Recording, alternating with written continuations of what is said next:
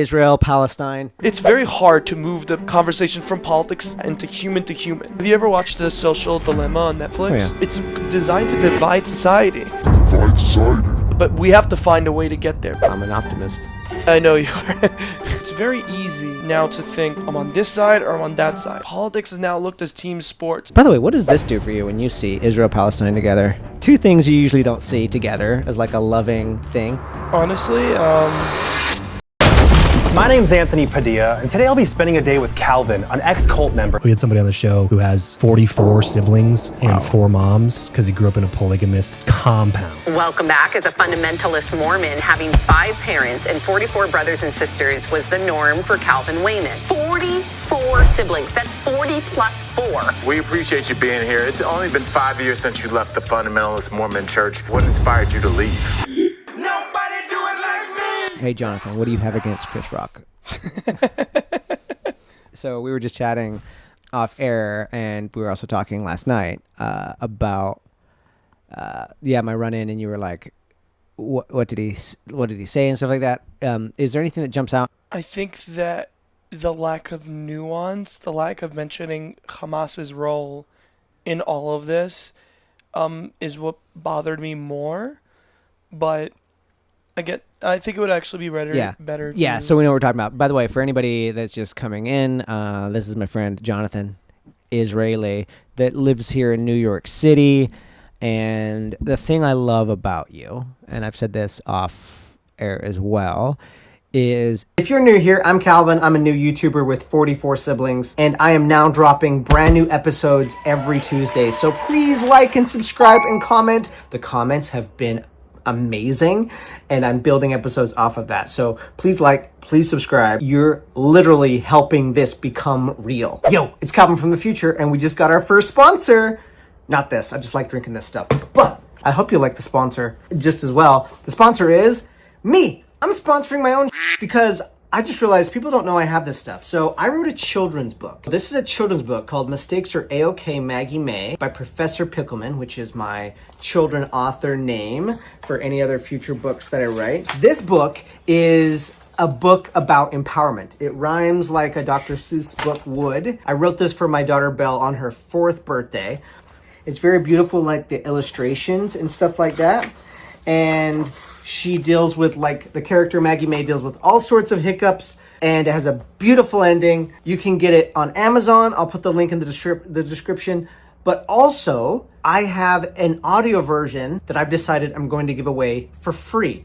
I did the audio version for free, so you can check it out. I'm going to put that in the description below. Also, Fish Out of Water. So Fish Out of Water is a book that I wrote for people that are going for something new, and they hit this stage where they feel like something must be going wrong, but of course they're going to hit that stage because they're doing something they've never done before.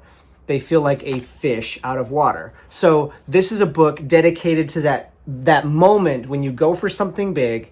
It feels scary, you don't know how to get through. It is geared towards entrepreneurs, but also creative types. So Fish Out of Water, also you can get on Amazon, Barnes & Noble, wherever books are sold online. And I have an audiobook version that I'm going to give away for free in the description. And then, of course, Hearts Unknown. Still to come on Hearts Unknown.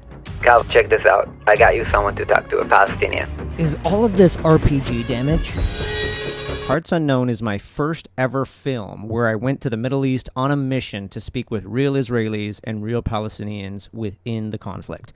You can still watch the film for free in the description below, and you can also go to heartsunknown.movie. Now let's get back into the episode. The thing I love about you, when I talk to you, you seem like an individual. Like you have your own views that not everybody's going to agree with. And why is that important for me? I think because when I was over there, that's one thing that I was sort of surprised by.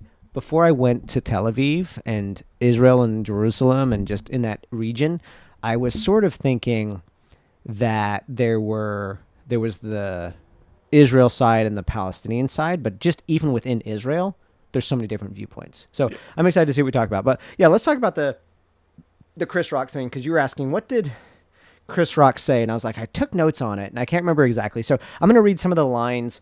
So just to catch people up, because I've talked about this on a few episodes already.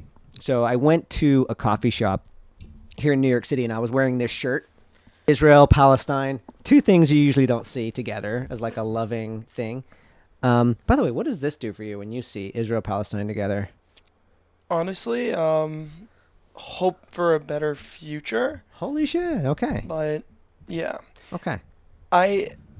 it's tough because especially directly after October 7th, it was hard to look at the Palestinian flag, but because it represented what happened on October 7th for me and for a lot of Israelis, but you can't kick all of them out.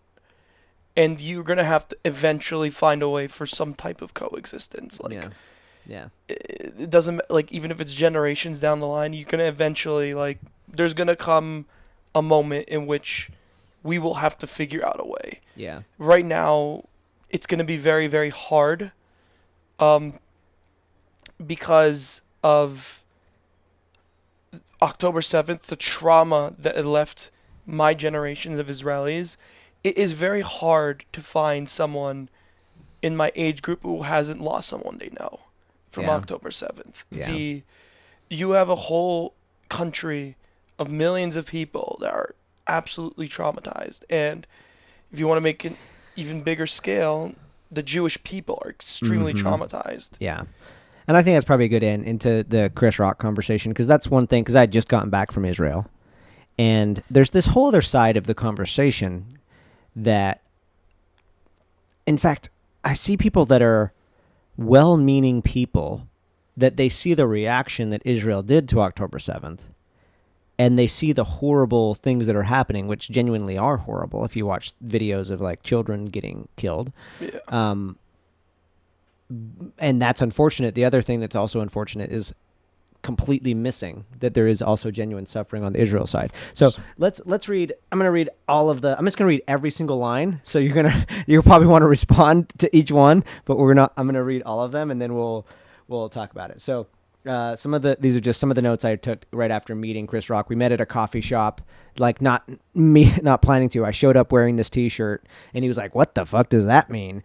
And I said the same thing, sort of. It's like, this is my optimism for what can happen. I think it's the only way that things can happen. Like, the only thing that's going to happen is if, our brothers and sisters in Israel and in Palestine actually see each other as humans, is my belief, because seeing each other as other is a recipe for disaster. It's not good, not just for the other. It's not good for yourself, in my view.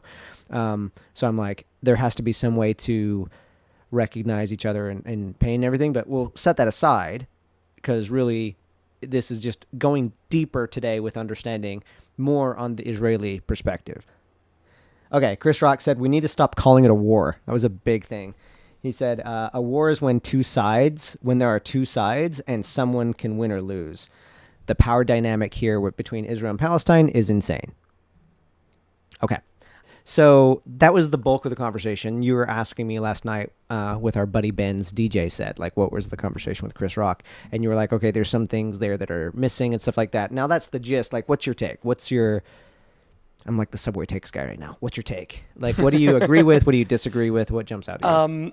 Let's go to the first point. I want to answer this point by point. We need to stop calling it a war. A war is when there are two sides and someone can win or lose. The power dynamic here is insane. So that's an interesting one. This is how I'll answer it. October 7th was an act of war. When you go into a music festival, you behead people, you slaughter people, you burn people's bodies alive, you slaughter full families, kidnap Holocaust survivors, kidnap babies. That is an act of war. That is a declaration of war in itself. To say that just because two sides are not even, it's not a war, is extremely disingenuous. And you must ask, what is a just war? A just war is a war with a reason that you must achieve for the good of your people. And when you have a situation in which you have hundreds of civilians that have been kidnapped, and a crazy terrorist organization that just slaughtered thousands of people in the most brutal way possible, that is a just war to defeat that terrorist organization, Hamas, and to save the hostages. Now, there are two ways you must take this. There's the military who must conduct the war, and there's the government who must plan for an exit strategy of the war and know to get how out of the war. Exactly, right? The IDF has no say what can happen or what can't. They have to conduct it. It is the government's job to find a way to wrap it up, right? And to say the goals of the war. Now, there have been obviously a lot of mistakes made in the way the war has been conducted. I don't think the IDF was ready for a war like this. I don't think anyone was ready for a war like this. So that's kind of a big deal for you to say, as an Israeli. So I guess I'd be curious, like, are there any specific examples that come to mind that's like, okay, they could have done better in this? It's a good question. I think that there could have been a little bit more. Too many civilians have died. I think that is a fact at this point. It's hard to blame it all on the IDF because that is bound to happen when you have terrorist organizations hiding in schools. They're hiding in hospitals. They're hiding in daycare centers. And like when you're conducting a war that the government is not very much trying to wrap up, then it is bound to happen that there's too many civilians to die. But I think there could have been a few mistakes that could have been managed, but I blame that much less on the IDF and much more on the government. Well, you say, yeah, because this is something that you and I have talked about off air, and I want to kind of get into it a little bit, where you're saying that maybe something in Israeli government, particularly with Netanyahu, maybe he doesn't want to fully wrap it? I don't think he does, no. I don't think Netanyahu wants to wrap it up. Netanyahu is under trial for 3 different crimes by the court in Israel that he is very, very likely guilty for. And Wait, he's under trial for courts in Israel? Yep. He's under trial in courts in Israel for 3 different crimes. Okay. And he's going to get a lot of scrutiny after the war is done, because once the war will end, they will investigate what happened on October 7th. And Netanyahu has a big blame to take for what happened on October 7th, which is the biggest tragedy for the Jewish people since the Holocaust. Okay. So this is going to be surprising for some people listening, that they think that if you're Israeli, you're automatically going to be a supporter of whatever Israel's doing, whatever the government is doing. And of course, there are people in Israel that do fully support the government, do fully support Netanyahu. You're bringing some nuance to the conversation. I suppose I'm curious to know, why do you or certain people like you put some responsibility, at least some portion of that, on Netanyahu for October 7th? So here's my explanation of why. This is a very radical government, and the days leading up to October 7th, they wanted to expand their settlements in the West Bank. And October 7th happened during Sukkot. So it was happening during a big Jewish holiday, so a lot of soldiers were home. And the soldiers that weren't home, they sent a lot of them to the West Bank to defend the settlers while they're expanding settlements. And because you had such a lack of soldiers in the south, you have such a lack of people in the border, and Netanyahu obviously ignoring Egyptian intelligence trying to warn Netanyahu Hamas is planning something, which has been proven to be true. Yes. Then there is a big blame for Netanyahu to play, because if you are expanding settlements in the West Bank and you're instructing the army to send more soldiers to the West Bank to defend those settlers who are expanding the settlements, then you have no choice. And then you're left with a lack of soldiers in the border. And I think the IDF became complacent with, I think a lot of its top commanders became very complacent with Gaza, and no one expected anything close to October 7th to ever happen. So I think that was a big thing. And I think that is the blame he has to take, because at the end of the day, if they wouldn't have focused on expanding the settlements, by the way, something that most Israelis don't even really care about. Your average guy in Tel Aviv doesn't care about the settlements or anything. They don't want anything to do with the West Bank, right? That isn't something that most Israelis even care too much about, or like most non-religious Israelis. So if they wouldn't have put in such a emphasis on building settlements, sent more soldiers there during a holiday when all the soldiers are home either way, it probably wouldn't have been as bad as what ended up being. So yeah, Netanyahu has a very big part to play, along with allowing Qatar to smuggle funds to Hamas, which has already been proven. His whole idea of divide and conquer, he wanted to divide the Palestinian people so there wouldn't be any chance of a Palestinian state. So that means strengthening Hamas so that there would be no opportunity for peace. And at the end of the day, yeah, he could say he achieved his political goals. There is no Palestinian state. But October 7th happened. And he has a very big responsibility to take. And if this war ends and investigations begin, they will find him guilty. And he knows that. He knows that very well. And he cannot allow that to happen, because that will destroy his legacy. Ooh. This whole 12-day war with Iran, a lot of people don't understand, but he's always saying, I did this and I did that in the press conferences. He's a very, very egotistical person. A very big thing for him is, I am the king of Israel, I am the man. And this would ruin that for him.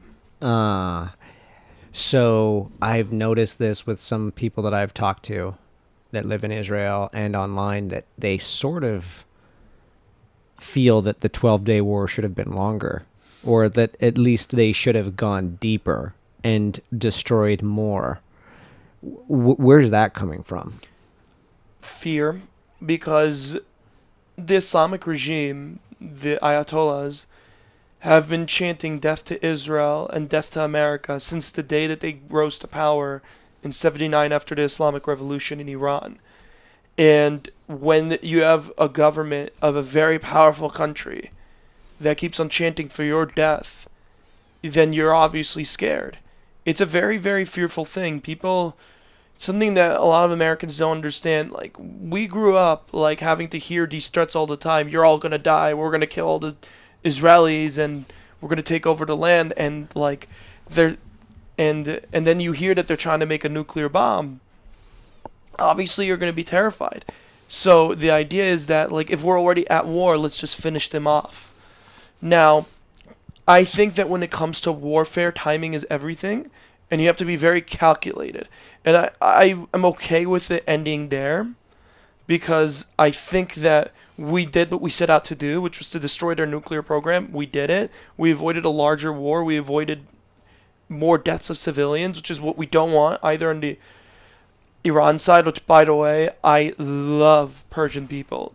I love the culture. I would one day love to visit Tehran. I have nothing but respect and love for the Persian people. I have a lot of Persian friends who've suffered under this regime far more than I could ever suffer under them. What they are doing to their own people is so much worse than what they're doing to us. They're being held hostage there, practically. So I don't wish... One thing that I think, I've called this out on other episodes, and I think it's worth bringing up again, because it's conflated in conversations with people here in America, even in the conversation I had with Chris Rock, and that is, we often are combining the people with their government. Of course. We think that all of Iran is if somebody's Iranian, then they're part of that same thing. But this happens with Israel big time. If you're Jewish, if you're Israeli, then you are automatically lumped in with everything that the government is doing. And what's interesting is what you just barely said, showing respect to Iranians, but also in Persians. But the other thing too is, like, you're an Israeli, of course, knows that we need to protect as an Israeli, you're like, we need to protect our own people, and our leader is probably a little bit corrupt. I just think that's interesting that there is that nuance. I don't think that nuance is being captured. Of course it's not, because you're in an era where nuance is not motivated. It's not pushed forward. It's not people. It's very easy now to think like, I'm on this side or I'm on that side. Like, politics is now looked as team sports. I'm either a leftist or I'm a right winger, and it's like, you could have opinions from either side, and like, like I have some opinions that I agree with on the left and some that I agree with on the right. Like, and people don't think like that. It's either you're here or you're there. I'm team alpha or I'm team beta, and I think that you're in a very weird era with the era of social media where people are very lost, and people are more lonely than ever because people are not as social as they used to be. People are stuck on social media, and people are looking for a sense of community. So, and they found that in politics. So some people will identify with the right, some people will identify with the left, and like that will become their identity. It's not just their opinion, it's their identity. Like, you see this with a lot of the pro-Palestine protests, where most of them don't even know where to point it on a map. They're putting their life into something that they know nothing about. And it's like, I don't hate any of them, because it's like, I feel bad, because imagine how much pain, how much loneliness you must feel to launch yourself that deep into a cause that you know nothing about, because you are just looking for a sense of community. Let's unpack that. So you're talking about if you see a protest that's free Palestine, pro-Palestine, and stuff like that, you're basically saying that there's larger groups of people that are becoming a part of that movement, but they don't really understand the movement.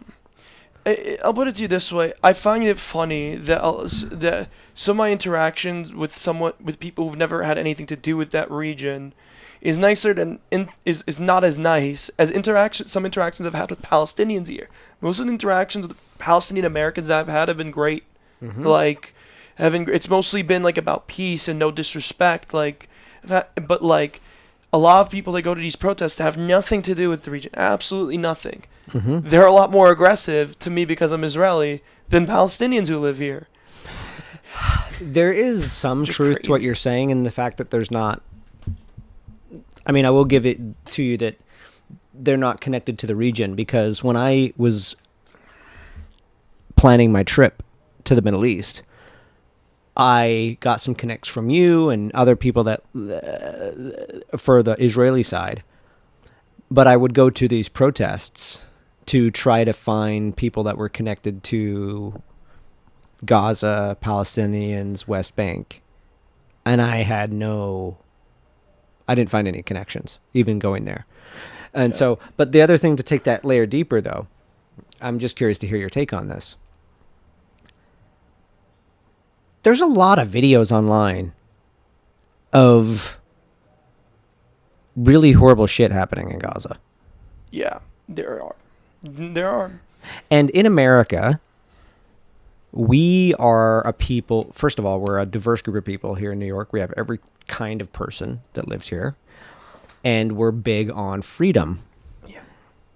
And it seems like, just from a humanitarian perspective, like I've seen people being clowned, like you don't know that like people saying that they want to free people in Gaza or they want to free Palestine, and like you wouldn't even get to live as yourself there.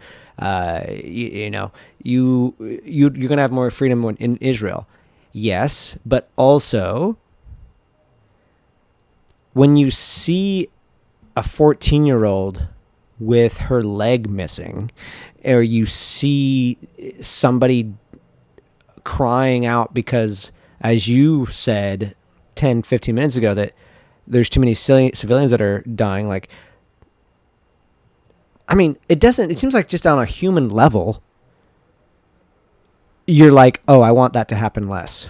Obviously. And I think, and don't you see that that's wrapped up in this whole movement? Yes, they don't know all the nuances with Israel, but they're just like, dude, these people need to be free. The images are terrible. Like you can't look at those images and be like, that's okay, right? Like this war needs to wrap up. Now, there was two objectives going into this war, making sure that Hamas could never do what they did again, and bringing the hostages home. Now, you were in a situation where I don't believe Hamas could ever do anything like October 7th again. They are completely disembobulated, like complete in disaster. At this point, you need to make a deal to bring them home. That is the priority. That the government is their responsibility to the people. You mean the hostages that are remaining? Yes. Yeah. It is the responsibility of the government to their people, if they have civilians that are kidnapped, to bring them home.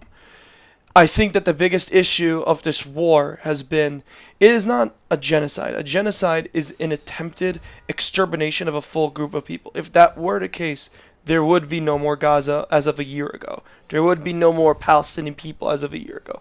So it isn't a genocide. But it isn't a war that the government, I'm not even going to say the IDF, has not conducted properly. A just war becomes unjust when you already achieved the military objective that you needed to achieve, and the government is not doing what it was supposed to do, which is to make a deal to bring the hostages home and wrap it up. And when you're at a point, then you're fighting a pointless war. And then you're just trying to find Hamas wherever they land. And obviously Hamas are hiding in civilian areas. And then you end up killing civilians, which is tragic as hell. I feel terrible for Palestinian civilians in Gaza. Terrible. It is awful. There needs to be more done for them. These pro-Palestine protests are not doing anything, though. Like, you saw in the Glassbury Festival. I'm not familiar with it. Tell me. It's a festival in the UK that's taking place right now, and there was a band yelling, "Death to the IDF! Death to the IDF!" And how is that helping Palestinian people? That's just spreading hate. That doesn't do anything for them. I would love to have like genuine conversations on how to actually help Palestinian civilians. Yeah. I am very, very open for those conversations. But if you're just gonna hate on Israel and whatnot, then I'm out, because at that point, like, just hating will not help anyone. It is tragic what is happening, and this war needs to end. You need to find a way to bring the hostages home. You need to cut a deal, and it needs to end. So that's how you think it ends, is whoever is still in Gaza, whether dead or alive, they just need to do whatever it takes to bring them back. Is that, or how do you see it resolving? I think you have to make a deal. I think it's been proven that militarily you can't just come in and rescue the hostages, because if they sense that the military is nearby, they'll just kill them. That's what happened to a lot of the hostages that have died. It just feels that the government has absolutely no plan whatsoever how to wrap up the war. They have no idea. They're not capable. A lot of this government doesn't know what the fuck they're doing. They don't know what the fuck they're doing. They don't know what the fuck they're doing, and they're not doing just by our people, because it is, again, like I said before, it is their responsibility to bring the hostages home. Because at this point, you're sending 18-year-olds to die. 18-year-olds who are conscripted to the IDF to die for a pointless war. Yeah. It wasn't pointless at one point, but when you reach the point where we already killed all their leaders, all right, they literally don't have any military capabilities, cut a deal, bring them home.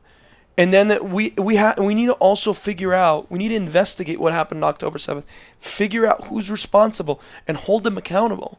Because we owe that to our people. We owe that to our people. And you have to make a decision. Do you love our people more than you hate them?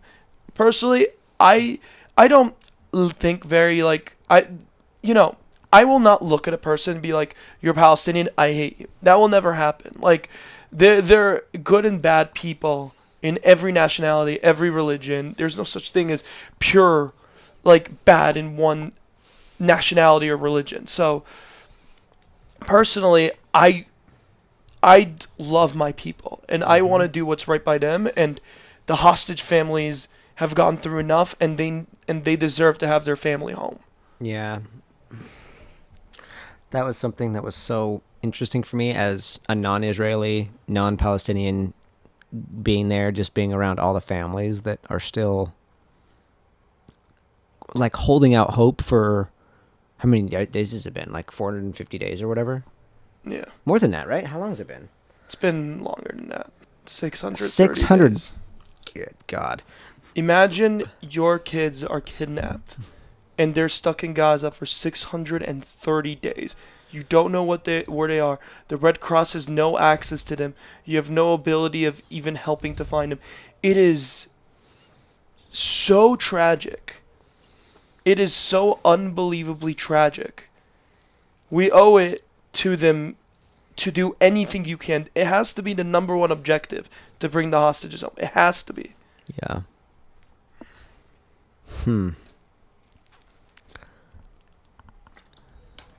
It's so fucking tricky. Because one thing that I couldn't help but think, because I know somebody watching this video thought it, and I want to kind of call it out when you were like, there needs to be an investigation to see how it happened. Like, who's responsible for October 7th. But what happens when a percentage, some percentage, whatever it is, whether it's 1% or 50, some of that, what do you do when through the investigation you find the Israeli government somewhat responsible? You hold them accountable. You hold them accountable. They should be convicted if they were responsible for what happened on October 7th. You need to be also able to give the opportunity to investigate that. And clearly, they don't want that to happen because the government is trying to take the opportunity. They're trying to run the investigation themselves forcefully instead of letting an independent investigation committee do it themselves. And I personally find that very suspicious. I find it also very insane, the fact that the U.S. government has been more in contact with the hostage families than the Israeli government. Yeah, I talked to a guy that met Trump. He was a hostage, and he had a brother that is still there or something. But yeah, that's interesting. To your point, like he's been in contact with the U.S. government more than talking to Israeli government. Because they're incompetent. The Israeli coalition right now is a very incompetent group of people. It's so wild because you think if somebody is in leadership position that it automatically means that they're so competent, they're so up there, and it's just so interesting to see that that's not necessarily the case. We're in an era where incompetent politicians are very easily able to take advantage because social media is so absolute and lack of nuance manipulates people. And a lot of our generation get their news from TikTok. They don't actually look at multiple news sources. Personally, I like looking at left-wing news outlets and right-wing news outlets and then trying to make my opinion on its own. I think that's the smartest way of going. Multiple perspectives. Exactly. If you're not able to look at two different sides of the coin, then you're going to have a very hard time thinking objectively on issues. And because of that, it's much easier for politicians who are underqualified to win elections, like Mamdani. Mamdani he's got his first job at 29 years old. Yeah. Let's jump into Mamdani because I have thoughts that I know you wouldn't agree with when it comes to Mamdani. But yeah, what would you say is the general vibe if you're Israeli, if you're Jewish, and there's this guy that's now gonna likely become the mayor of New York City? It's an interesting question. I don't think he has any idea how bad the Intifada really was. The second Intifada, 1,000 Israeli civilians died. When you're supporting Intifada, in our eyes as Israelis, you're supporting our deaths. We talked about that. Didn't we do a search on that last night? And it sounds like I'm just going to put this out there. I don't think that's his official position. I think it's something that he was in some sort of protest years ago, and that's a common protest line about the Antifada. Like, he's not like officially. I mean, he did say that he. I mean, you can quote him because I don't remember the exact quote, but he did say in an interview that he believes it's legitimate to globalize the Intifada. He believes it's a legitimate saying. And I don't think he quite understands what he's even saying. I think that there needs to be more education, clearly. Yeah.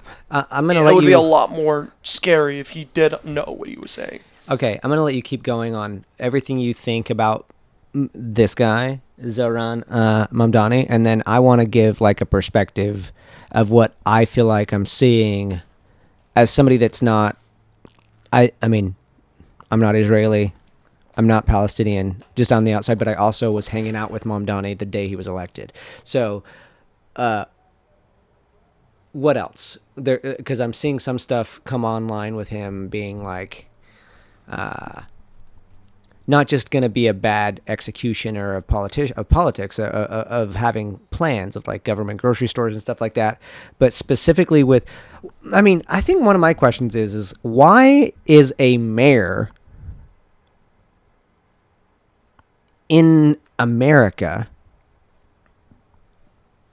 such a talking point for a country? So I think the big thing is that he has pretty anti-Israel opinions, and he's in the city with the most Jewish people outside of Israel in the world. I think that is why it is such a big talking point. Now, as an Israeli, it is kind of freaky because someone who does say it brings back generational trauma. We suffered a lot in the second Intifada and the first Intifada. I know people with severe PTSD from the experiences that they had, especially during the second Intifada. And someone who just won the Democrat nomination in New York, saying the globalized Intifada is legitimate, brings back those traumas into the forefront. Yeah. And the truth is that I just think, beyond his anti-Semitic opinions, he's just extremely underqualified. The guy is 33 years old. He has 4 years of work experience. He got his first job at 29. He never passed any laws. He never passed any resolutions. And he grew up as a trust fund baby and literally does not have, like, none of what he believes he can pass would be able to pass unless you significantly increase tax for the rich. Like, if you're going to increase the budget for the fight against anti-Semitism, anti-Islamophobia, like start bringing government supermarkets and such, and like rent freezes, you're going to need a lot of more income than what you're getting. And for that to happen, you need to significantly increase taxes for the rich. A lot of rich people, why would they stay here with a significantly higher tax rate if they can leave and go and have free income tax in Florida or Texas? Mm-hmm. Why would they do that? And people don't understand. A lot of rich people are going to leave, and they could say, good, that's great. But then he's not going to accomplish anything. He's not going to be able to pass anything. He's not going to be able to do anything. And then at best, nothing changes. At worst, we're in a much worse state 4 years from now than what we are now.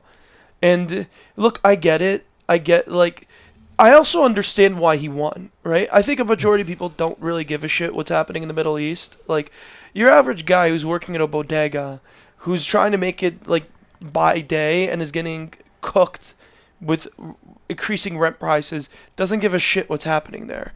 And I think when you're looking at the mayoral debate, and all the other candidates are talking about Israel-Palestine, and there's one guy talking about, like, things he actually wants to do, I can understand why people would want to vote for him, right? So I understand how he got the nomination. And also, Cuomo was a terrible candidate, like, yeah, with all the allegations against him, and a lot of baggage. Not a great governor, if we're being honest. A lot of mishandlings during COVID. Yep. But I think you need to cut. And also, Mamdani, with all due respect, ran a very smart campaign. There was a whole viral movement on TikTok about voting for him, so you have to give credit there. But he would be a disaster, with all due respect. And Yeah. Here, just a couple. I have a couple of thoughts on him.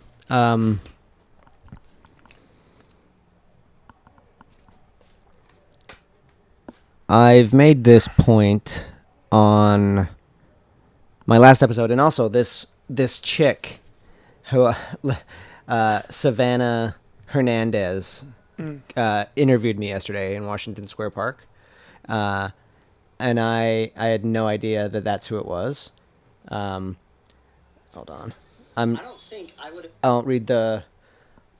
I won't. We won't watch the whole thing. But one of the points that I make in the video is the connection between that I noticed with Mamdani and Trump. Now, those are not two figures that a lot of people are normally going to put together. But if you think about what happened during the Trump election cycle, during the campaign, look at what the opposition of Trump was doing. They were labeling him. They were calling him incompetent. They were calling him a rapist. They were saying he has 34 felonies, yada, yada, yada. And what happened? Well, he got elected. Why did he get elected? Because he listened to what actually fucking mattered to the people that were going to be voting for him. I see the same thing happening with Mamdani. So, yes, there's all these other things, and I'm going to have a point on the Israel stuff too, but you can label him incompetent, which maybe he is. You can label him anti-Semitic. You can call him a Muslim. I'm seeing so much bullshit about, like, people are posting 9/11 videos and saying, didn't New York learn their lesson? And they're basically trying to tie him as, like, terrorists and stuff like that. And he won. So when Trump won, if you look at the freaking clowns on The View, they were basically saying, oh, I guess that means America is way more racist and way more sexist than we thought. And so there's a lot of people right now online like, oh, I guess New York is way more fucked up than they thought. But here's the deeper truth. Just as Trump listened to what actually mattered to people that were going to be voting for him, things like we need to be America first. Yeah. We need to cut costs. We need to cut fluff out of the government. Mamdani was speaking throughout his entire campaign to the things that mattered to New Yorkers. Yeah. And that's why he fucking won. And why is this an important point? Because here's another point. And this is going to be, I don't know if this is going to piss you off, but it's going to piss off some other Israeli friends or people that are on the Israeli side. And I just want to say it because this is something I'm just noticing on the outside looking in. First of all, I want to say that, yes, there's so much anti-Semitism that has risen in the since October 7th. There's also been Islamophobia that has also risen. There's charts that show both. We could get into why that is, because depending on which side, people are like, well, it's because of all the anti-Semitism that people are getting more comfortable with. It's the jokes, and other people would say, well, it's also because of what Israel's doing in Gaza. But here's something I'm noticing.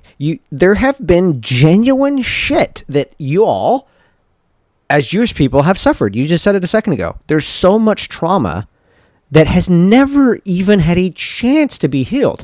It's not that long ago since the Holocaust. Like, it's pretty wild. And that, not only did that happen, then it got to where some people even tried to deny it.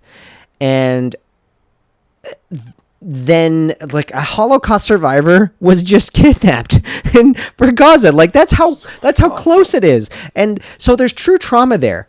And because of the true trauma, this is something I'm noticing. There is a significant percentage of Jewish people that are tremendously on edge. And because they're so on edge, anything that sounds anti-Israel, anti-Jewish, feels threatening. And let me finish. Yeah.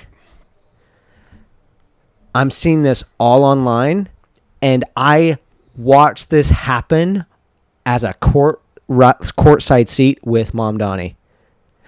I'm not saying that he is the has all the answers. But the other thing I have to just point out, like, he might be horrible in terms of what he's going to execute, but I also understand why he's not anti-human. He's not anti-Semitic.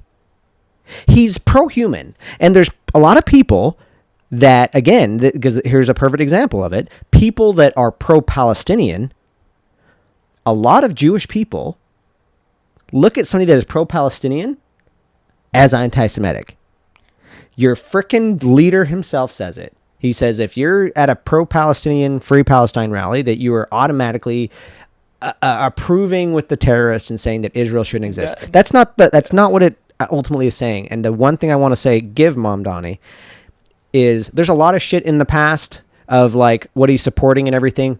But I think even those protests, the point of it wasn't to be anti-Israel. The point was to stand up for people that need to be stood up for.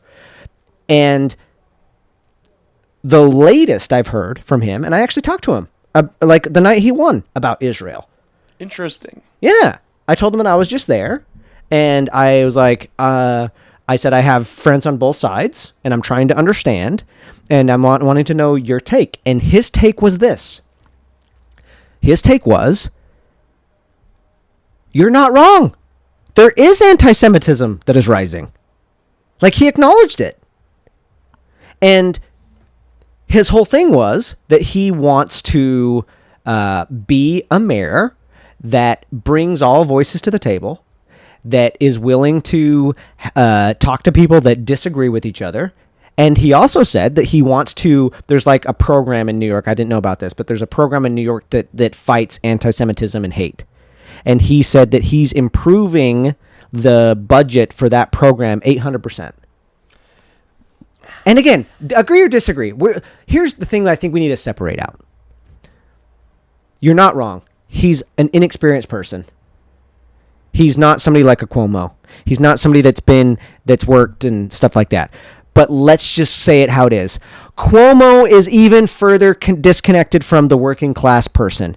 Like all these politicians, it's so difficult to find somebody that actually gets the struggles of everyday people. It is. It's tough. And the thing you have to give this guy is he has been in the motherfucking trenches listening to people to see what they want to do. And here's something that the left completely missed in the presidential cycle. They stopped listening not only to their own people, they made their entire campaign the anti. Yes, And that I 100% agree with. And Mamdani is at the very least trying to listen to what the actual pains are to the people that have voted for him. Again, the solutions, the government store, the way he's going to do it, probably stupid, probably bullshit. But this is the point I made with Savannah Hernandez. I was like, if you're looking at this just from the Democratic side, the left side, my take is Mamdani, with all the stuff you can diss on him with, I think he is directionally correct for the left. And this is what I mean by that. I think it is a step in the right direction with how far the left fell, with not listening to people that disagreed with them and not listening to your own people. And Mamdani at the very least is willing to say, oh, you're voting for Cuomo? And that's my number one rival? Well, you're still welcome. Let's have a conversation. Like he put that forward. And I think if we're going to move forward at all, like let's hate each other's ideas. Let's attack each other's ideas. And let's stop fucking labeling each other as, oh, you're what they did with Trump. And now we're seeing it in the exact reverse. Like reducing someone to a socialist, to a felon, and using that as a tool to completely dismiss the entire human that they are. The one thing I got from Mamdani is at the very least, I mean, this is my take. I think he's genuine. I think he cares. And I think he's doing it probably like he's going to do it wrong. And I think he's going to probably mess up and he's probably going to have somebody that needs to replace him. But I, at the very least, think that he's in the direction of like, okay, this is better than what we've had. We have conversation. If we're going to get forward in anything, we need to have people that are willing to talk. Anyway, I'd love to hear your take on what I've noticed. All right. I think that the Democrats have a lot to learn from the way Mamdani ran his campaign. Like, Mamdani's campaign guys were going from door to door in Bushwick, to, like, talking to people. He got a lot of Jewish votes. He got a lot of Jewish votes. He got a lot of Jewish votes because at the end of the day, like, people want what's good for them on a day-to-day, right? Yeah. Now, the way he ran his campaign, great. And I think the Democrats need to learn that just hating on Trump, I agree with a lot of what you said. That, like, okay. I think that these past elections, the way Trump won in such a dominant fashion, shows me how massive of a failure the Democrats had. And they need to make some changes. And they're clearly very disconnected. They're going more into identity politics. And your average worker in random state in America, your average construction worker, don't give a fuck. They don't give a shit about identity politics. They don't care. That's things that, like, college students care about, but that's not real life. Yep. Right? So I think there needs to be a change where instead of Democrats talking about these things that don't actually matter for a day-to-day person, talk about how they're gonna change their lives in a way, like how they're gonna change your average middle class to lower class person's life, what they could do to help them. Yeah. Right? Like, for example, like, they're not even suggesting any new healthcare ideas. Like, I definitely don't agree with Bernie, and I don't think his policies are practical whatsoever. Bernie Sanders. Yeah, but at least he's trying to, like, recommend new ideas to the table, right? Yeah. I think the Democrats have kind of Trump kind of got the Democrats to lose their shit. Yep. Trump pulled off a massive upset against Hillary in 2016, and since then the Democrats have not quite figured it out. Yep. I think that personally, I'm an old school Democrat. I'm a Democrat from, like, what the Democrats were in the 2000s or the 90s, but what they are becoming now, I can't support. Where they're going so far left that it's so hard to, like, even, like. Yeah, and I think that's where I see a lot of Israelis and Jewish people saying is they look at Mamdani as like somebody that is so left, and I think that's somewhat understandable because he's a socialist. But I think you're missing the deeper point, and that is, from a policy perspective, you're right, but from a people perspective and a philosophical perspective, he's less extreme than what the Democrats have been. Because a lot of Democrats were saying, like, it was so ridiculous. I can't believe it. Like, people were actually saying, if you have a conversation with somebody, if you platform someone that agrees with Trump or something like that, then you're the bad person. There was, like, people associate, like, So let me, sorry for interrupting, but let me, I think what you mean is, I think his policies are radical. I think that the way he's taken about trying to campaign is not radical at all. Yeah. Does that make sense? Yeah, like, I think that's correct. Like, I think, like, he's been smart instead of like using his campaign to hate on other guys, he was trying to bring in positivity. Yeah. And the Democrats, what you're saying, it's not necessarily like that they were less or more extreme than Mamdani's policies, but the way they were going about things. If you like Trump, you're sexist. You're a homophobe. Human extreme. Because here's the truth. If a policy is shit, you're gonna find out really quick. Yeah. Because it's not gonna work. Yeah. And so the real world is going to give you the feedback and smack you in the face. You're going to say, like, if we really believe, same with Trump. Like, Trump had policies that he promised, and tariffs, and people were arguing that it was going to be bad or good, and he was going to be a bad president or not. And the jury is still out on whether Trump's going to be in history as, like, the worst president or somebody that actually fucking. He'll have an interesting. I agree, dude. He'll have a very. I'm very curious to see how history will remember him. Me too. Regardless of what you I think it will be very, very mixed. I think it will Yeah. be like you'll have a group of people that will absolutely adore him. He's the best president ever, and you'll have a group of people that will. I think that will be interesting is when you look at this period of time. I think historians in the future are going to look. Each historian will look very differently at what they think of this period. It's very Trump's legacy is a very, very interesting. It's a very interesting question. Yeah. I think I have a lot of criticisms of Trump. I do. I also have to give him credit in which I think the way he handled Iran right now is perfect. Dude, if Biden was president, if Kamala was president, this would not have only lasted 12 days. Oh, 100%. And the fact, like, he wrapped this up in 12 days. And the way he did it, where he attacked Iran, got their nuclear sets while not going into full-on war, not losing one American life. Perfect. Like, I have no complaints. Do you think that. Netanyahu would have taken Harris or Biden saying, "I'm not very happy with Israel"? I don't think they would. There's some weight. You can choose. I just wanted to make this point. You can choose to say that is a sexist thing, but no. Even compare it with Biden and Trump. If Biden would have said, "I'm not very happy with Israel," people would have laughed.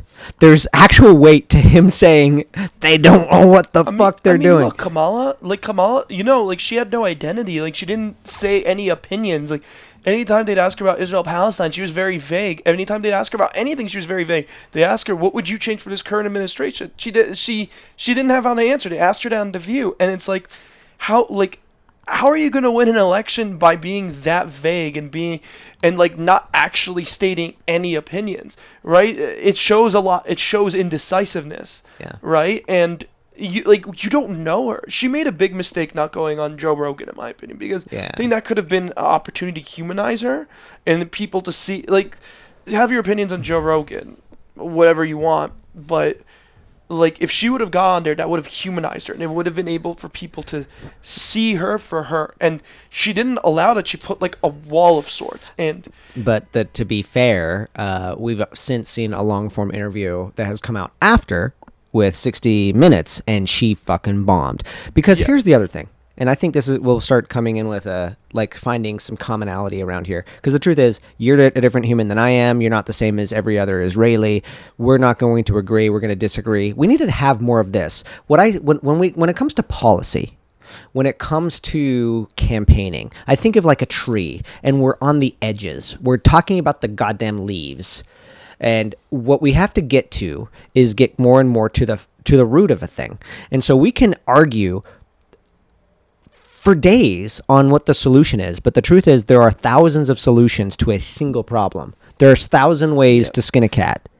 But I think we have to get to the core of what the actual issues are first and get on the same page there. And the problem with Kamala is she was so much on just the outer surface stuff. So once you started poking her, she started to fall apart. And that's my only wrap up here with Mamdani and stuff like that, because we're all getting caught up on the leaves and the edges and what's good and what's bad and socialist and labels are on the edges. But we need to get to, can we at least agree on what the issues are for everyday New Yorkers and what matters, and then we can talk about policies. Mamdani's the only one who actually spoke about the issues. That's the thing. That's what won him the Democratic nomination. He's the only person that spoke about your everyday. Again, like what I said earlier, your average New Yorker doesn't give a shit what's happening in the Middle East. They don't, and they shouldn't care. Your average New Yorker is trying to make it from day to day. It's tough living in the city. Prices are stupidly high. Rent is going through the roof. Right? Salaries aren't getting much higher. People are struggling. People are struggling from day to day, and that is what they care about. And that's what they should care about, right? And I also want to give some sort of acknowledgement to what it means to be Israeli and Jewish right now, because if you're feeling threatened just by being who you are, I have no idea what that even is like, to just have a target on your back. It's not good. It's not good. I got harassed the other day at a bar. I was at this bar next to Rockefeller Center, and some guy is coming at me. He's like, "Where are you from?" I tell him Israeli, and he's like, And he starts telling me like, well, this is an interesting place to be from right now. I'm like, really? Why is that? And he's like, I mean, I know, like, we're enemies. I'm like, tell me. Yeah, he tells me we're enemies. I'm like, tell me, why are we enemies? And he's like, like what you guys are doing to the Palestinians. And I'm like, what am I doing to the Palestinians? What am me as a human being doing to the Palestinians?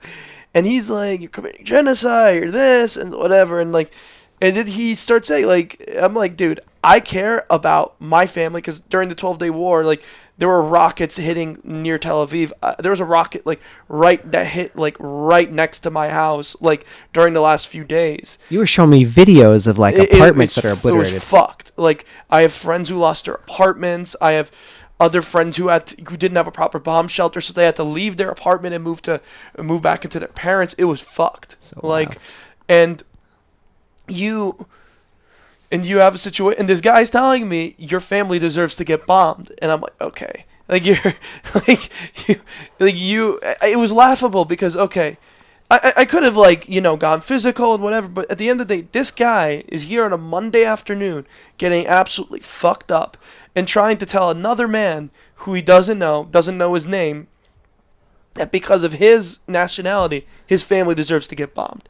Like, what's ironic is, like, a few days beforehand, I had a Palestinian Uber driver. It was one of the most beautiful conversations I've had in the last couple of months.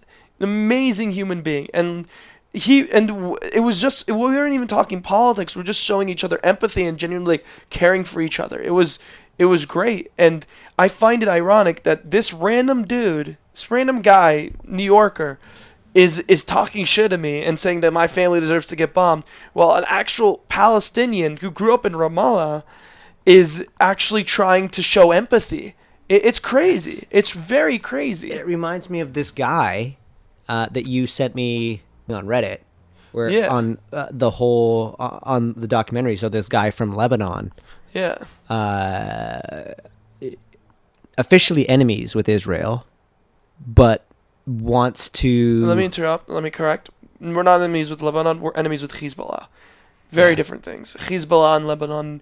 I love Lebanese people. I really want to visit Lebanon. I have amazing nightlife. If you've seen videos, Lebanon has, wow. And beautiful people, beautiful culture, amazing food. I have Lebanese friends here.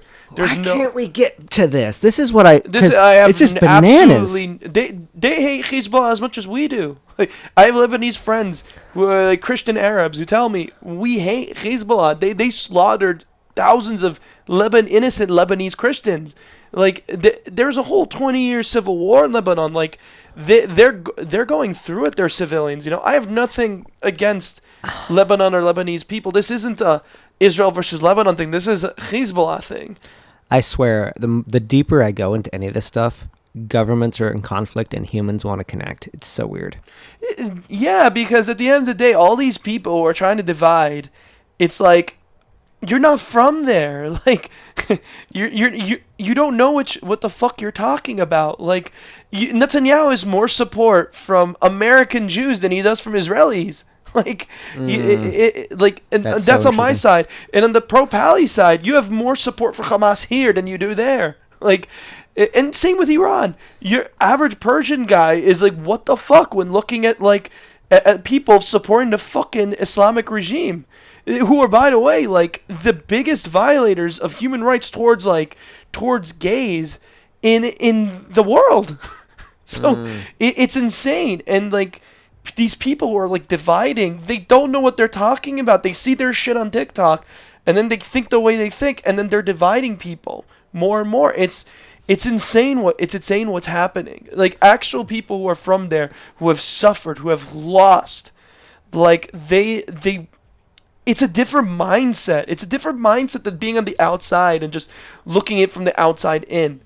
Because if you're looking the outside in, it's like seeing a fucking like sports game. I'm team this, I'm team that, which is what, no offense, Chris Rock sounded from the sounds of it. Like, it's so different when you actually are from there and like you've lost people, and people who've lost, and I know people who survived October 7th.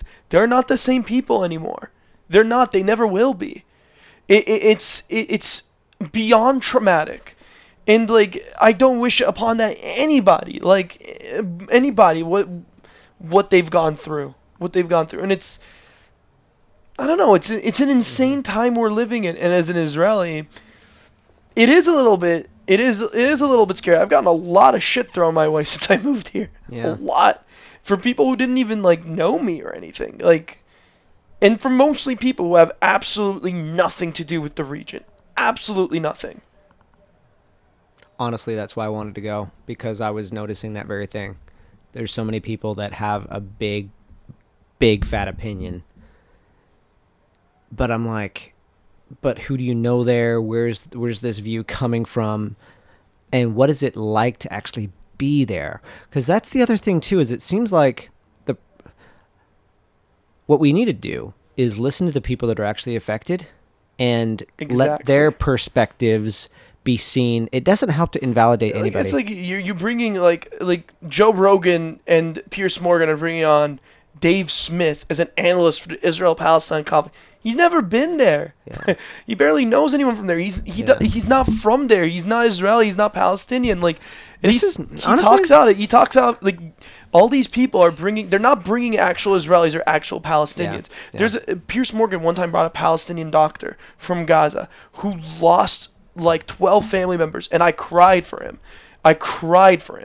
And he has plenty of Israeli friends, and he truly believes in coexistence. I have my uncle and aunt met him and have actually been in a conference with him, and they told me he's a great man, right? That is more like, you need to see more of that, bringing Israelis and actual Israelis and Palestinians on, and them sharing their experiences instead of random fucking people like fucking Candace Owens. Like, no offense, who gives a fuck what she thinks? Like, she's never been to the region. She doesn't know what the fuck she's talking about. Like, most of these people don't. They're not from there. They're like, it's insane. And I'm, by the way, but woke left and the woke right, like, they're I don't know.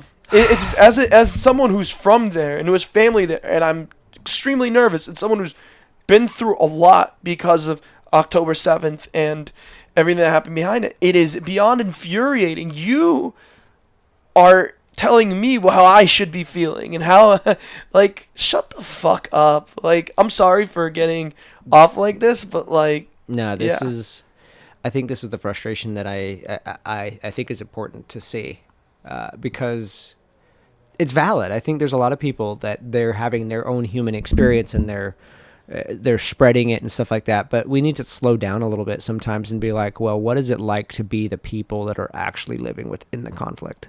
Not just somebody that studies it, knows the history, and has read all the books, but is actually a family member connected to it. And I've said this so many times in different ways, but we need to stop the mass invalidation that happens, because I see it happening on all sides. I see people invalidating Israelis because they see pain happening in other parts of the world, and, you know, even pain that the Israeli government does. And so they then take away the pain that you feel by having, knowing people that were literally killed on October 7th. And then I also see, to be also fair, a lot of people on the Israel side that, because they've experienced so much pain, they sometimes bunch in all of Gaza, let's say, as anti-Israel and wanting to... There was a lot of videos post-October 7th of Palestinians, like, celebrating in Gaza of October 7th and throwing stuff at, like, hostages who were in the back of cars. There were horrifying images. That's why a lot of Israelis think that. Now, I don't think, especially not now after everything they've been through, they support that anymore. I'll put it to you that way. I'm not even sure they fully, like, Gazans fully grasp how, like, what Hamas did. I don't think a lot of people grasp just how bad that was. Why do you think Israel doesn't show all the footage? Why do they? Out of respect for the families. It's out of respect for the families. Imagine that you just saw a video of your cousin getting burnt alive to a fucking crisp. Would you want that online? Absolutely fucking not. Like, okay. it's out of respect for the victims. And a part of me would like all the world to see, but I also, it's what I always go. It's like, do you hate the other side more than you love your side? And like, and if you do, then you need a change of perspective, because like the whole reason that us as Jewish people, I'm not talking Israel, have been alive and we survived several genocides throughout history, is through our love of each other. We love each other more than we hate others. That's what brings us success, because we take care of each other. Right? Being Jewish, it's something that is incredibly big for me and for other people who are Jewish. So like, it's automatically, if I'm Jewish and this other guy's Jewish, then we see eye to eye pretty quickly, because it's a bond, because we've been through so much as a people that we always have to back each other up and help each other and bring each other up. I think that's how you continue surviving. So my thing is, do you hate the other side more than you love your own side? Yeah. And quote unquote sides, because life doesn't actually work that way. That's why a lot of Israelis think that most Gazans support Palestinians. I really hope that isn't the case. Most Gazans support Palestinians? What? You said that most Gazans support Palestinians? No, my bad. Most Gazans support Hamas. A lot of most Israelis believe that because of the images that came out October 7th. Now there's mixed information. There's some polls that say yes, some polls that say no, but I mean, I got to be honest, and we'll start coming in for a landing here, is I agree with all this so much, and this is why I want to go to Gaza at some point, and I want to go to Lebanon at some point, and I want to spend a significant amount of time in Ramallah, somewhere in West Bank, because I think all of this is completely valid with what it means to be an Israeli within the region, and I also think that it would be silly of me, if I'm genuinely caring of humans and their perspectives, to not go get the perspectives of other people that are obviously suffering in this as well. I feel terrible for anyone suffering, like any civilian who's like not actively like supporting like the death of other. I genuinely like feel for them. Like, and what's missing is empathy and human understanding. The Palestinian guy that I spoke to the other day, like that's what we kept on saying, is like there's so much pain, and like, just from human to human, forget about I'm this, you're that, I'm this nationality, you're that nationality. From human to human, I'm sorry what you went through. That is missing. Like the human. That's what I actually like about your documentary, is that you're not focusing on the politics of it. You're trying to get to speak from human to human. You're trying to understand. I'm curious about it. Go deeper with that. Like, what was your take after watching it as an Israeli? I loved it. I thought it was great. I think you did a very good job. I think you did a very good job trying to show the nuance in Israeli society and trying to show that it's not black and white. And I think you did it. I think I appreciated the fact that because a lot of people don't understand how painful October 7th was for us. And I really appreciate you for trying to show that side, because I think that like I wish more people understood how painful it was. Again, I know people that will never be the same again after that, and they are in levels of pain up until today that you and I could never understand, never. And I just wish that people would even just try to empathize, like try to understand that side. I just want people to be able to open their minds a little bit more to the possibility that there are two sides here. It's not just one-sided. It's a very, very nuanced thing. It's a very nuanced conflict, and I don't agree with a lot of the stuff we're doing. I've said that, and obviously, like, they had a freaking terrorist organization running Gaza, which is not the best, to say the least. I hope Palestine needs to be free from Hamas. When you're speaking free Palestine, you have to free Palestine from what? Explain what do you want them to be free from, and part of that is Hamas too, right? At the very end of Hearts Unknown, I speak with a Palestinian in Jerusalem, And I'm like, what do you want? And he says that he wants to end the occupation. He wants to have their land back. And I know that that isn't really what people want when they're talking solutions. There's usually something deeper. And so I'm like, what do you really want? And he says, he gets emotional, and he says, what I really want is I want my everyday Israeli to look me in my eyes and see that I'm a human. I think your average Israeli would say the same thing about how they would want the beginning of what would a potential end to this conflict would be. The beginning phase would be seeing each other's pain, educating each other, like educating like each other of what each side has been through, because it's very easy to not try to empathize with the other side. Most Israelis How do you do would say that? this. How do you do that? Like, because the truth is have both no sides. idea. Yeah, because both I sides. have no idea. Both Right sides now have it's fucked impossible. each other. Right now it's impossible because both sides are pretty radicalized from everything that's happened. Like the trauma that Israelis have been through of October 7th, it will take a few generations for them to even like come to terms of thinking about that type of thing. And for Palestinians, I think everything that Gaza has been through this terrible war,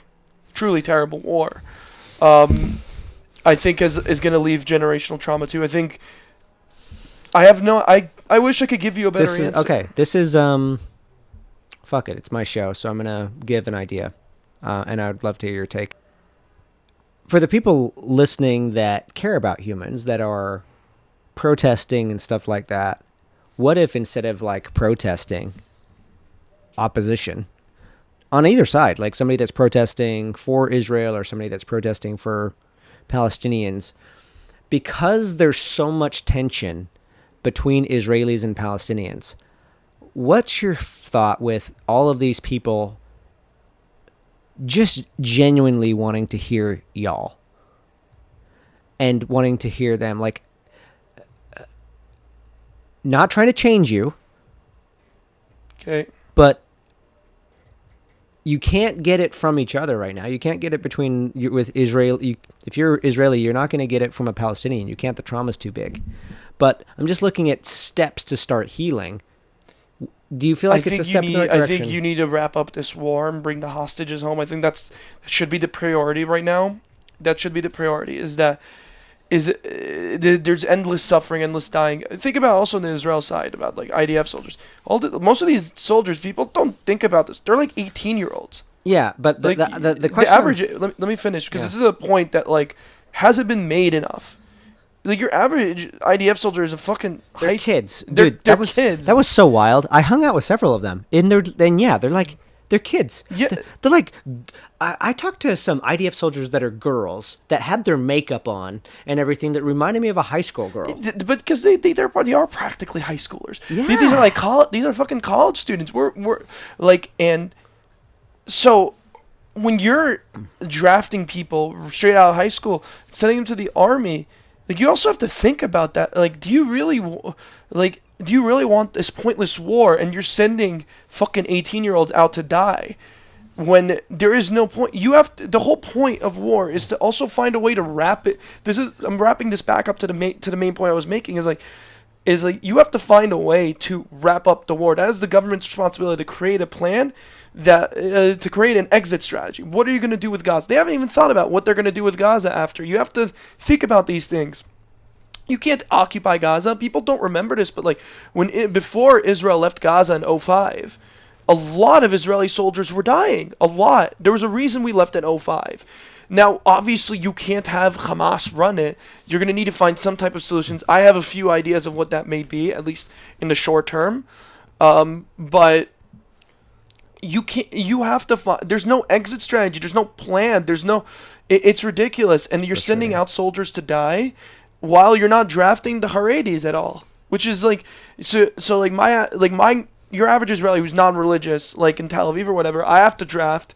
I have to go fight in a war that a lot of people in Israel, if you look at polls, a majority of people in Israel think should have been wrapped up a while ago, and and then you have a whole percentage of the population that don't work, and they don't go into the army. They don't have to do anything, and they get money from the government. These are types of nuances that people don't think about. Like, internal Israeli politics is a whole thing of its own that is crazy, and people don't think about like the nuances of that. Like, people just all put Israelis one box. Right. You're Zionist. You're this, whatever. But just to bring this back to the empathy thing, like you talking to the Palestinian driver, and you also said that there needs to be empathy, see each other's pain, but also it's so traumatized and so deep that it's probably going to take a couple generations until both sides can actually see the human side beyond the politics. And so my question to you still is, how do you receive this thought of all the people that have been like pro-Palestinian that have never been to the region, that instead of just standing for Palestine or even people supporting Israel, they just fucking want to know what's going on, like, and actually just hear it. Like those same people, like, what if they actually wanted to know what was going on for Israelis, like human to human, like just truly wanting to understand? Like, what do you think? Does that sound, is that crazy? Like, is that like a strange thought to even say that like the humans in New York that would be protesting actually just want to talk to you and hear you and other Israelis and just be like, what's going on? I think, unfortunately, a lot of the protesters don't really know what's going on. I think I know they don't, but I'm saying, what if what if the empathy shifted to just wanting to listen? I think that we would be in a much better spot. I'll put it to you that way. I think we'd be in a much better spot. And I think a lot of Israelis who live here would feel a lot less alienated. I mean, like, I get, like, most Israelis who live here, they're recommended by their parents not tell people where they're from. Because like my parents tell me, don't tell people you're Israeli. Because there is a real fear. Because the hate towards Israelis is so high right now that a lot of Israelis outside of Israel are scared. There's a lot of Israelis that, even with all the shit going on there, would still feel safer in Israel than they do here. That is something that needs to change. And by the way, all the people who are anti-Zionists and whatever, the whole idea of Zionism dies the second you welcome Jews. The second you welcome people, Israelis, the idea of Zionism starts dying out. So it's like, what do you mean? That, like, the whole idea of Zionism is we're not safe anywhere else. We feel that because of the Holocaust, so we need a Jewish home of our own, right?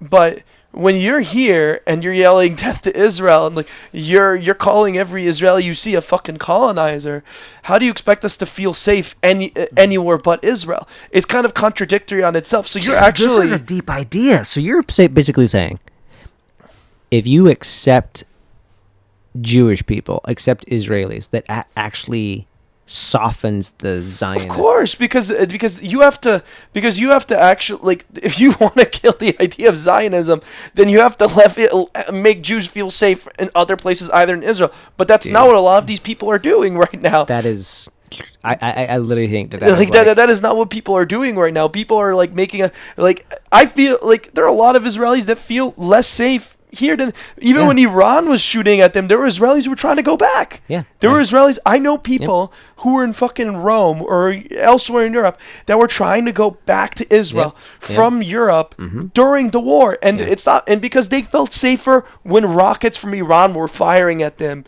and their homes were getting fucking blasted, than from people here, like Westerners who don't even know where to point Israel off a fucking map. And this goes also to the idea of anti-Semitism. Why do you think anti-Semitism is such a prevalent idea?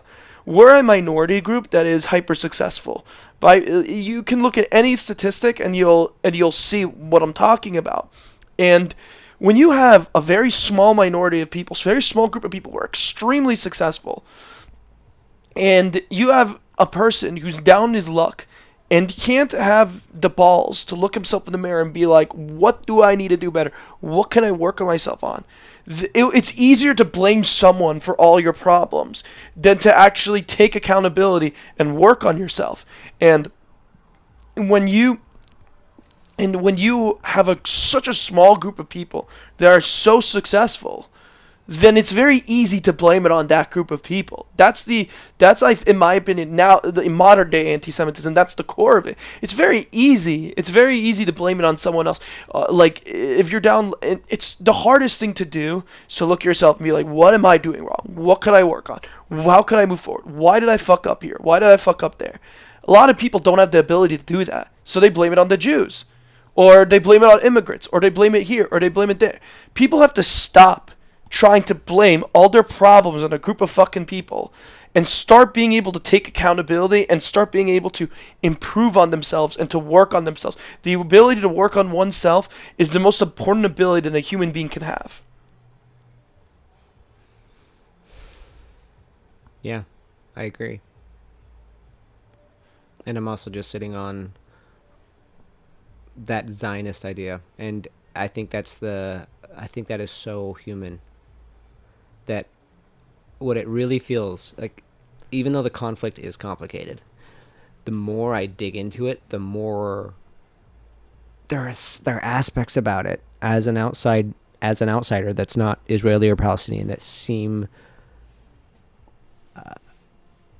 hopefully human.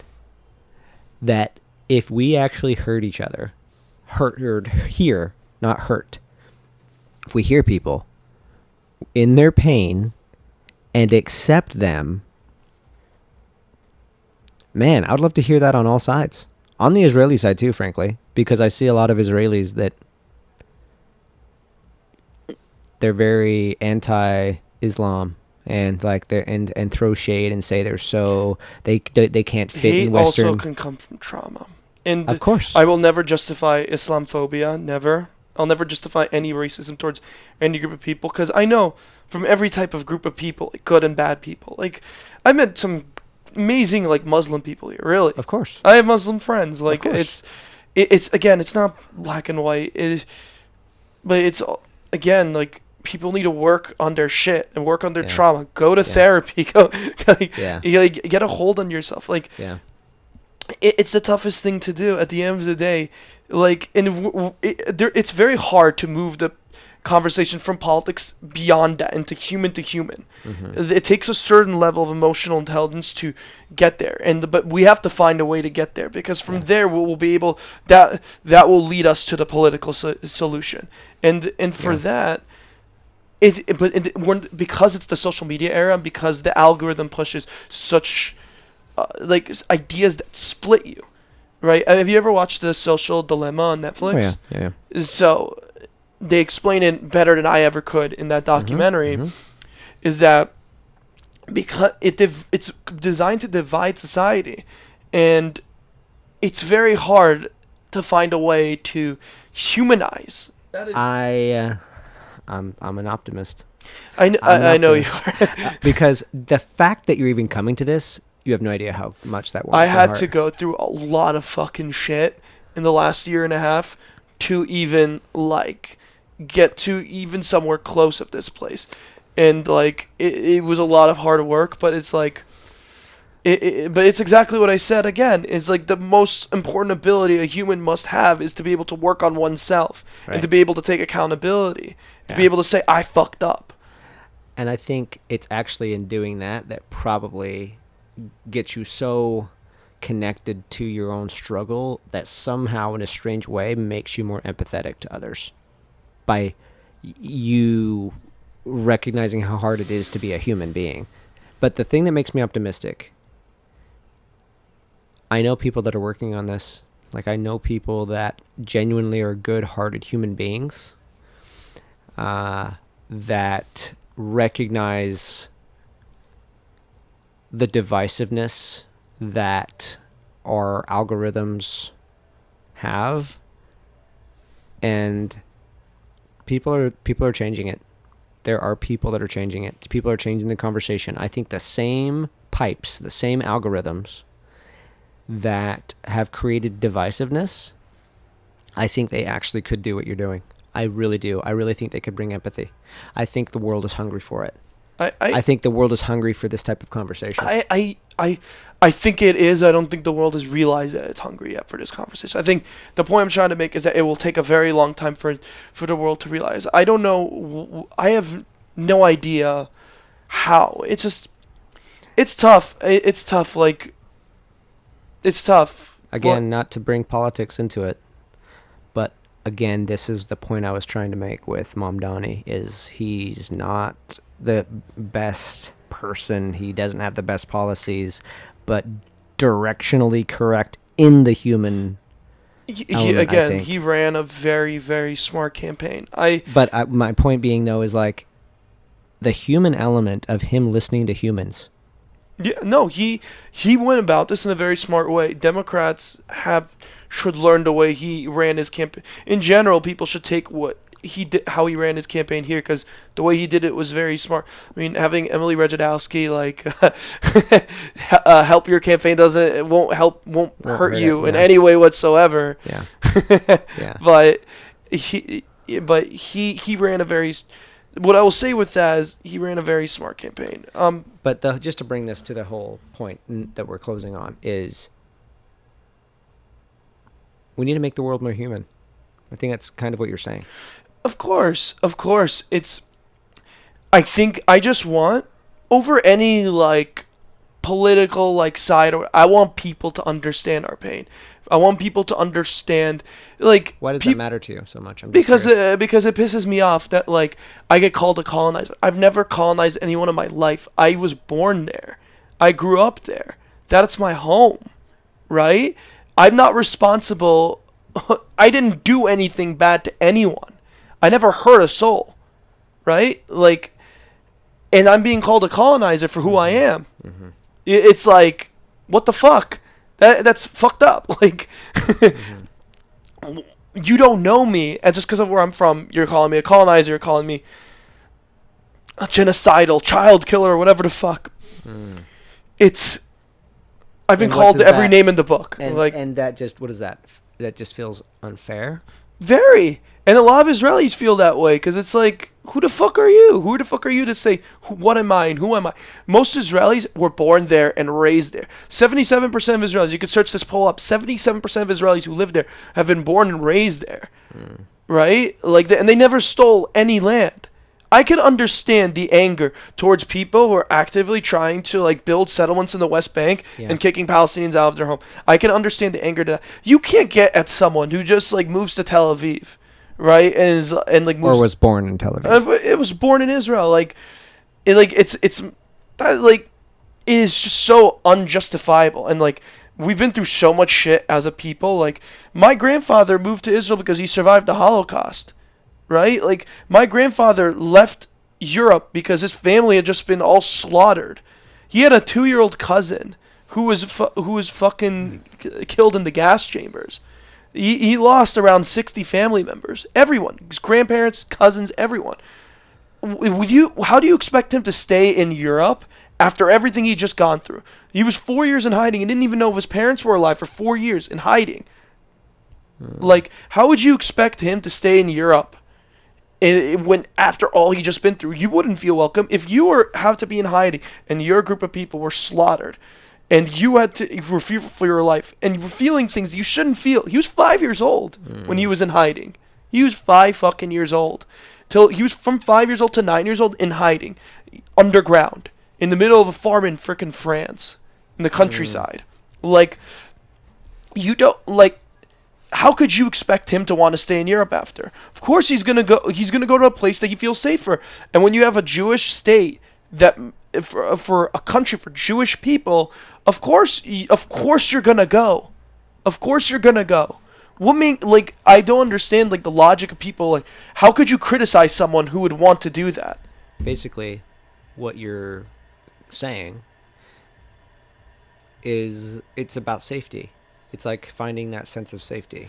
Israelis and Jews, especially nowadays, are searching for that desperately, and they can't find it. There is a fear. There is a desperate fear. Even like non-Israeli Jews, I have a lot of non-Israeli Jewish friends, and like they tell me like they're very, very fearful of the anti-Semitism, like the anti-Semitism that is coming out now. And by the way, it was always there. It was just October 7th and what's happening in Gaza was just an excuse to bring that all out. I'm sure Dan Bilzerian was an anti-Semite before all of this as well, and this is just an excuse to let this all out. Like, it was all there. It was just very subtle, right? Yeah, there's been narratives around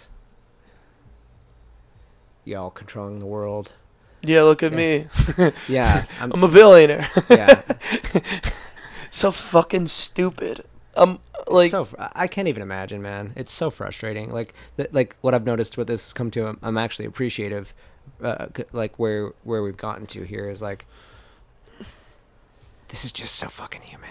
Like, I can't imagine how frustrating it is it to is just be so misunderstood. Like, people Yeah. think they know you.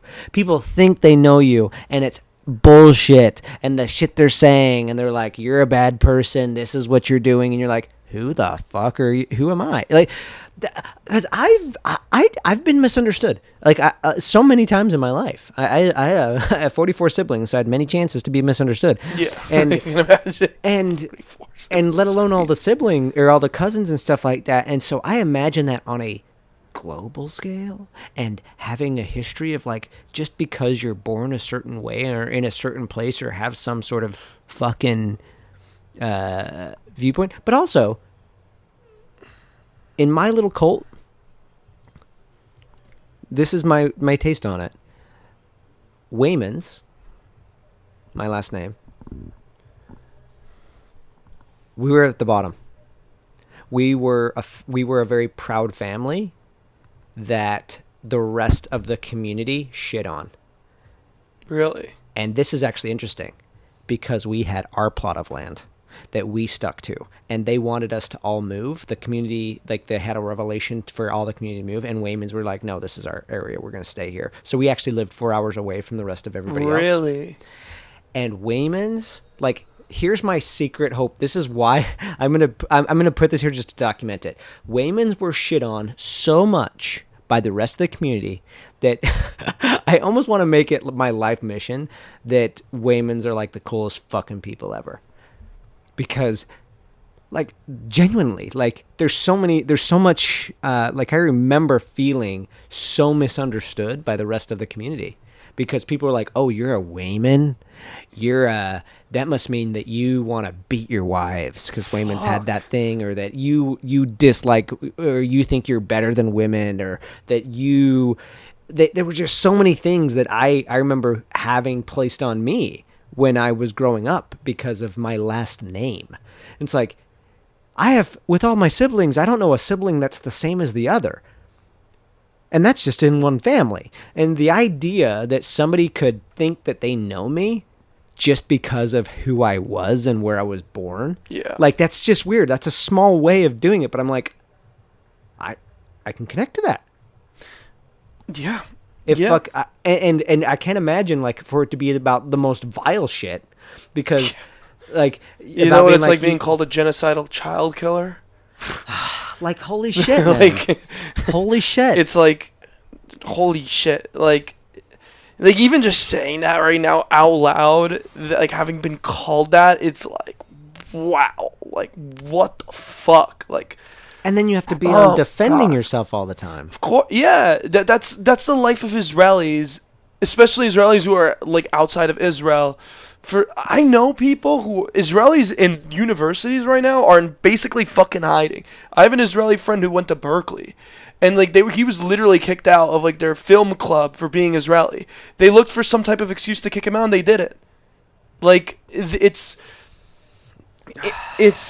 this makes so much more sense now. Yeah. There was something that didn't make sense to me when I was in Israel, and you're making it make sense. When I was in Israel, two really big experiences that I had that didn't make the film. One of them was meeting my Airbnb host, and he was telling me this story about how he was thinking of moving to Paris, and how he was thinking of moving to America, thinking of moving to London. Yeah. And in my head, as an American, I'm thinking that makes sense because since October 7th, it's not safe to live here, blah, blah, blah. And then he says, but then October 7th happened.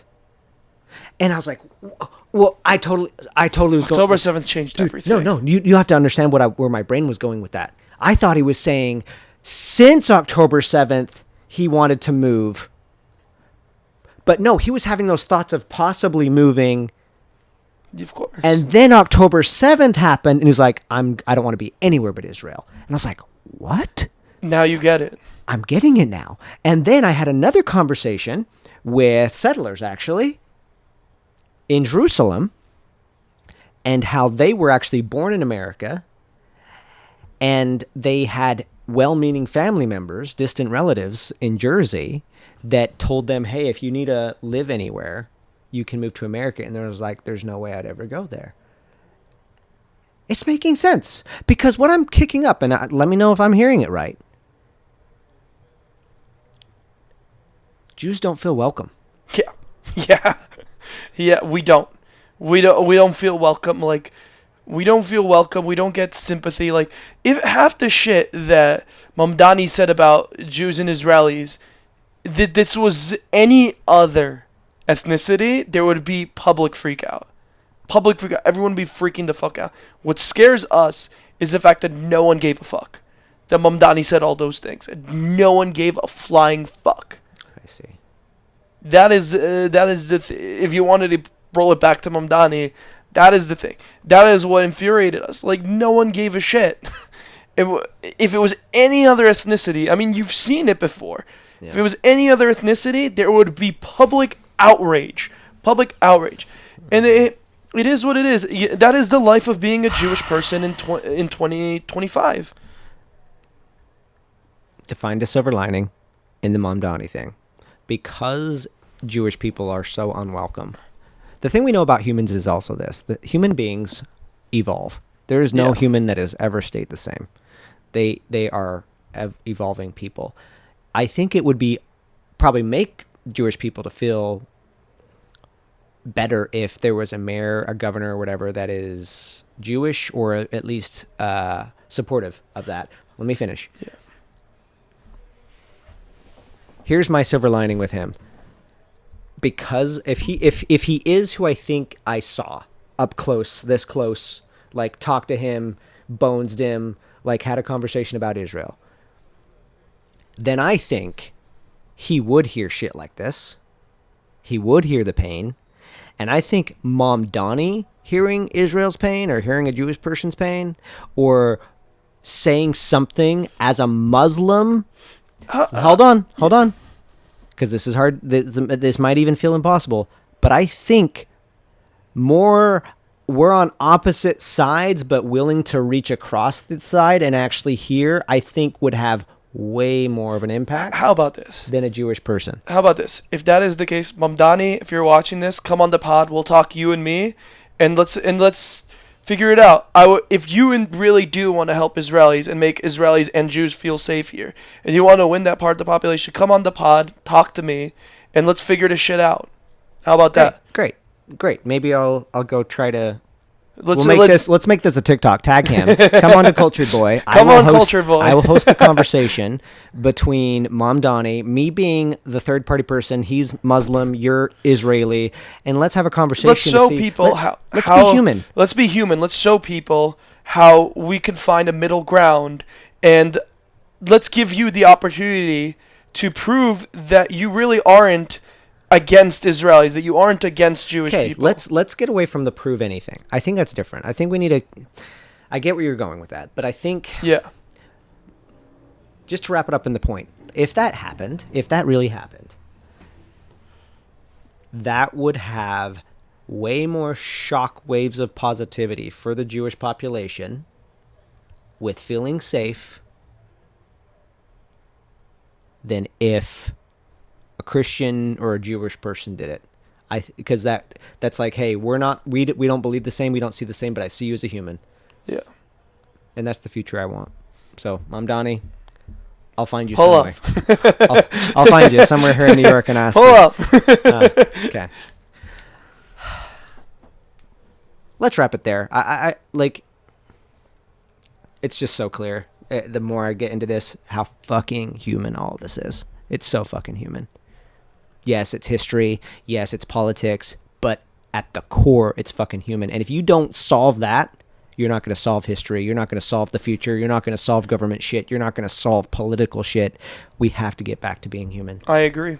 I think that that's like the bottom line. Before you solve any political bullshit and whatever, let's start talking human to human, and let's try to empathize with one another's pain and try to, On that note, bro. Thanks for being so open, man. Oh God, no problem, boss. Bro, this is cool. Yeah, no, this was fun. I would love to do this again. Okay. And hopefully next time it will be a bit of a lighter mood. Yeah, we'll have to do some games or something to make it fun. Okay. There's a lot of other stuff to talk about other than, fucking Israel, Palestine, and politics. There's a lot more fun stuff to talk about. Okay, I'm going to teach you to be a YouTuber. Tell them to comment, subscribe. Comment, subscribe. If you support the channel, please do any of those things, because if we don't do that, if you guys don't do that, why should they support the channel? Because you know me more than they know me. So this is one of the most unique fucking people you'll ever meet. This is a type of guy that you meet one in, I would say, 50 million. With his story and his energy, if you want something different that you haven't seen before, follow, subscribe, comment, show support, and thank you for watching. I'll pay you later. Thank you so much. Appreciate it. Wait, Thanks for watching, guys. Shall I try Prime? Oh yeah, let's try it. Yeah, I've never tried Prime before. Yeah, let's see. It's gonna spit it out, Logan Paul. Honestly, it's pretty fucking good. All right. Sponsor me, Logan. All right. See you guys. Peace. It's unique, might go over your head. My words are kinda too deep. Man, I'm wise like an eyelid. Summa cum laude, I graduated from college.